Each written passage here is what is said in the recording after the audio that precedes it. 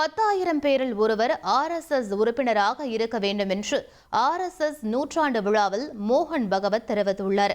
சென்னை திருவான்மியூரில் நடைபெற்ற RSS நூற்றாண்டு விழாவில் பேசிய அவர், RSS போன்று உலகத்தில் வேறு எந்த சங்கமும் எதிர்ப்புகளை, தடைகளை சந்தித்து இருக்காது என்றார்.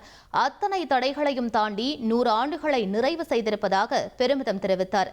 இன்று உலகளாவிய அளவில் RSS சங்கம் பிரபலம் அடைந்திருப்பதாகவும், இந்து சமூக மக்களின் ஊக்கத்தினால் இது சாத்தியமானதாகவும் தெரிவித்தார்.